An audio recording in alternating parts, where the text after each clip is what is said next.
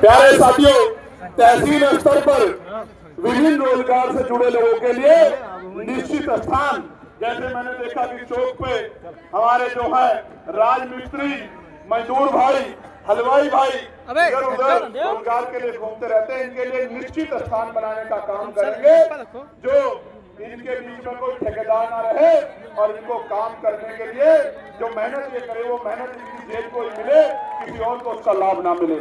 प्यारे साथियों, प्रत्येक जिला अस्पताल में हृदय से संबंधित रोगों के इलाज की व्यवस्था हम लोग कराने का काम करेंगे। और एक और जानकारी आपको देना चाहता हूँ, कल सुप्रीम कोर्ट में टिप्पणी की मैंने लेटर लिखा कि मासिक धर्म विकास से महिलाओं को दिक्कत बन रहा, महिलाओं को रोजगार में कमी आ जाएगी। उत्तर प्रदेश में हम लोग महिलाओं को मासिक धर्म अवकाश के लिए विशेष कानून बनाने का काम हम लोग करेंगे कि जब बहन बेटियों को इस परेशानी से गुजरना पड़े तो उनको जबरन जो है पेट चलाने के लिए काम ना करना पड़े, इसलिए मासिक धर्म अवकाश के लिए विशेष कानून बनाने का काम हम लोग करेंगे। और पंचायत सहायकों को भी राज्य कर्मचारी का दर्जा दिलाने का काम करेंगे। 69,000 शिक्षक भर्ती के जो बच्चे हैं, कुछ मेरे साथ भी आए हैं, मैं इनको भी कहना चाहता हूं कि आपसे बहुत सारे वादे सपने किए हैं। आप 20,000 बच्चे हो, मैंने आपको लड़ते हुए देखा, जब आपके ऊपर लाठी चलती थी, मेरे आज भी याद है हमारी बहन मुक्ता और कई हमारी बहनें सानी और कई बहनें जिनके हाथ तोड़ देते निगमी सरकार ने। जी तो आता है कि उनके जो टूटे हुए हाथ उनका बदला दो, लेकिन संवैधानिक व्यवस्था को मानने वाला व्यक्ति हो। इसलिए कहना चाहता हूँ कि ये शिक्षक भर्ती के जो हमारे साथी हैं, ये आने वाले 7-8 महीने हमारे लिए मदद करवा दे, काम करने, प्रचार का काम करा दे, तो ऐतिहासिक न्याय होगा उनके साथ और उनको उनकी नौकरी दिलाने का काम आजाद समाज पार्टी का काम करें। आज उत्तर प्रदेश में सोने के तारों में बिजली आ रही है। ये मेरी माँ बैठी है, कितनी महंगी बिजली ले रहे हो? बिजली महंगी आ रही है नहीं आ रही है? पहले 200-300 रुपए बिल आता था, कितना आता है? कितना आता? जोर से बताओ, आवाज नहीं आ रही, जोर से बताओ। 500, 5,000 मैं गारंटी देता हूं, पुरानी व्यवस्था लागू करेंगे और 300-400 रुपए के बिल में पूरे महीने 24 घंटे 7 दिन बिजली दिलाने का काम करेंगे। मेरी बात को और विशेषकर बुनकरों को, किसानों को उनकी बिजली माफ करने का काम करेंगे कि वो रोजगार करके 4 पैसे कमा के वो भी इज्जत की जिंदगी प्राप्त कर सके। प्यारे साथियों, गैस से क्या हाल है आपके क्षेत्र में? मिल रही है क्या गैस? अभी प्राइम मिनिस्टर बोले कि गैस की कोई किल्लत नहीं है, विपक्ष अफवाह फैला रहा। मैंने कहा प्रधानमंत्री जी, एक बार जाके किसी गांव में किसी एजेंसी में जाके देखो कि माए बहने बुजुर्ग सिलेंडर ले लेके लाइन में लगे हैं और ब्लैक में 2-2 हजार रुपए का सिलेंडर मिल रहा है। 45 दिन तक बुकिंग नहीं हो रही है और नौजवान कह रहे 3-3 हजार का मिल रहा है। मैं आज आपको कहता हूँ, राजकाज बना लो, पूरे देश का तो नहीं पता, लेकिन उत्तर प्रदेश में 500 पार सिलेंडर नहीं जाने देंगे। मेरी बात को हम लाइन में नहीं लगने देंगे। जहां मां बहनों को लाइन लगानी पड़े वो लाइन ही खत्म कर देंगे। ऐसी व्यवस्था करेंगे कि मां बहनों को लाइन में ना लगनी पड़े, मां बहनों के सम्मान की रक्षा करेंगे। प्यारे साथियों, प्रमोशन में रिजर्वेशन SC ST OBC के लिए उत्तर प्रदेश में कर्मचारियों के लिए लागू करेंगे। प्यारे साथियों, एक बात आपको बताना चाहता हूं, ये जो इस तरह का माहौल उद्यमता का बनाया जा रहा है, जानबूझ के माहौल खराब करने का, झगड़े कराने का, जातीय दंगे कराने का ये जो कार्य किया जा रहा है, मैं इसका कारण समझता हूं मेरे लोगों। जिस दिन मैंने यूजीसी पे स्टैंड दिया था, यूजीसी की गाइडलाइन पे, और उससे पहले मैं ये बताना चाहता हूं कि यूजीसी पे SC ST के लिए 2012 की गाइडलाइन थी, थोराट कमेटी की, लेकिन मंडल कमीशन की तरह उसमें जब पिछड़े वर्ग के लोगों को जोड़ा गया और पिछड़े वर्ग के नेताओं को उस द्रौपदी जी की सभा की तरह सांप सूंघ गया। उन्होंने आंखें बंद कर ली, कान बंद कर ली, ना उनको सुना ना उनको दिखा। अकेला चंद्रशेखर लोकसभा से लेकर सड़कों से जंतर मंतर पे मीडिया में अपने भाइयों के, अपनी बच्चियों की, जिनके जीवन रक्षा के लिए लड़ने लगा।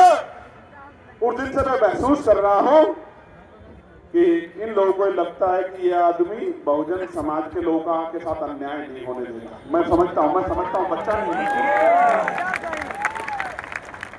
जब से मैंने मौर्य जी, प्रजापति जी, जब से मैंने 15% अतिरिक्त आरक्षण की व्यवस्था अति पिछड़ों के लिए की बात की, 27% तो मिल ही रहा है 52% आबादी को, लेकिन मैंने कहा कि 27 से कुछ लेंगे नहीं, और जो अति पिछड़ी जाति है जिनको मौका नहीं मिला उनको अलग से 15% आरक्षण की व्यवस्था कराएंगे, जिस तरह से ईडब्ल्यूएस सरकार ने कराई थी। जब मैंने इस बात को कहा उस दिन से मैं महसूस करता हूं कि जब मैं पाल प्रजापति कश्यप को, सैन विश्वकर्मा को, जब मैं नुनिया चौहान राजभर को, जब मैं जो है निषाद को, उनके आने वाली पीढ़ियों को कुर्सी पे बिठाने के लिए 15% की 100 में से 15 नौकरियां उनके बच्चों को मिलनी चाहिए, उनको कुर्सी पे बैठना चाहिए। उस दिन से मैं महसूस करता हूं कि मेरे खिलाफ जानबूझ के षड्यंत्र किए जा रहे हैं। प्यारे साथियों, जब से मैंने पिछड़े वर्ग के लिए विधानसभा और लोकसभा में आरक्षण की मांग की है कि मिलना चाहिए, उनकी संख्या में बढ़ोतरी होनी चाहिए। जिन जातियों को मौका नहीं मिला उन जातियों का प्रतिनिधित्व होना चाहिए, कानून बना के होना चाहिए। उस दिन से मेरे खिलाफ, यानी कि जब से मैं बहुजन समाज के लोगों के मुख्य मुद्दे, उनकी जरूरतें, उनकी दिल की तड़प, उनकी दिल की आह और उनकी वो बात जिसको कोई कर नहीं रहा था उसको करने का काम किया है, तब से मेरे खिलाफ एक माहौल बन रहा है। मैं आपको कहना चाहता हूँ मंच के माध्यम से, माहौल बनाओ, मेरे पैर तोड़ दो, मेरी जबान काट लो, मेरी आंख फोड़ दो या मेरी हत्या कर दो, लेकिन जब तक मेरे शरीर में लोगों का आखिरी कतरा और आखिरी सांस रहेगा मैं ये करके दिखाऊंगा। मेरी बात को आप याद रखें। और अगर उत्तर प्रदेश में मौका मिल गया, उत्तर प्रदेश में 27 में मौका मिल गया, तो 1 साल के अंदर इतना बड़ा परिवर्तन करके दिखाएंगे कि जो ये माफिया कहते हैं अपने आप को, जो कहते हैं कि हम रंगबाज हैं, हम पता नहीं क्या क्या नाम जोड़ते हैं,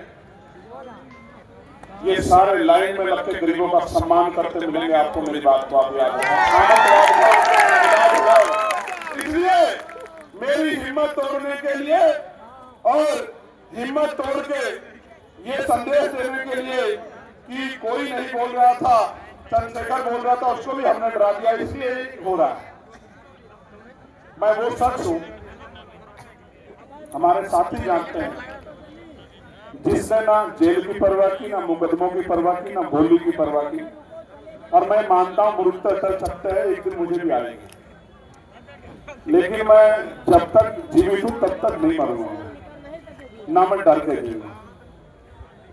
मैं घर से माँ का आशीर्वाद लेकर निकलता हूं और इतनी माएं मुझे आशीर्वाद देने के लिए मेरी बहनें आती हैं, जिसके ऊपर इतनी माओं का, बहनों का आशीर्वाद हो, वो इन गोलियों से मरने वाला नहीं। मेरी बात को आप याद रखें। मान्यवर काशीराम साहब का जन्मदिन है और मैं ये कहना चाहता हूं कि उनका जन्म भारत में दलितों, शोषितों, पिछड़ों के लिए एक वरदान साबित हुआ है। मान्यवर, आपने हमें सिखाया है कि जिंदा रहना ही हमारे जीवन का उद्देश्य नहीं है। हमारे जीवन का उद्देश्य इस देश के बहुजन समाज को हुक्मरान बनाना है। जब तक हमें राजपाट नहीं मिलेगा तब तक हम सभी शोषण का शिकार होते रहेंगे, क्योंकि बलि हमेशा बकरियों की दी जाती है, शेरों की नहीं। मैं आपके जन्मदिन पे आपको बधाई पेश करता हूं और मैं मानता हूं श्रद्धांजलि देते हुए कि आपको सच्ची श्रद्धांजलि ये होगी कि जब हम मान्यवर काशीराम साहब का अधूरा सपना पूरा करेंगे। मेरे साथ जोर से बताओ कि मान्यवर काशीराम साहब का अधूरा सपना पूरा करोगे नहीं करोगे? आपकी आवाज कम है, मेरी आवाज ज्यादा, बताओ सपना पूरा करोगे नहीं करोगे? पेड़ पे चढ़े वो बताओ सपना पूरा करोगे नहीं करोगे? वो लोग आप पानी के टैंक पे बैठे दोनों हाथ उठा के बताओ सपना पूरा करोगे नहीं करोगे? साथियों, आज फिर मेरे साथ दोनों अपने पैरों पे खड़े हो जाओ सब लोग, मेरे साथ संकल्प लो। जो संकल्प मैं यहाँ पे लूंगा उसको दोहराने का काम करना। ऐसे हाथ करो, ऐसे हम संकल्प लेते हैं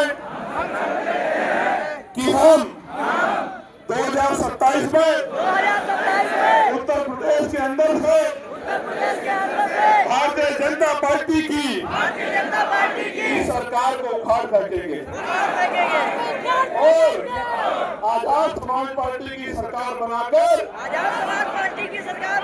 माननीय काशी राम साहब के अधूरे सपने को पूरा करेंगे। संकल्प लेते हैं कि हम सत्ता परिवर्तन करेंगे और गौर से सुनो, वोट हमारा बहुजन समाज के लोगों को जाना चाहिए और नोट भी हमारा बहुजन समाज के लोगों को जाना चाहिए।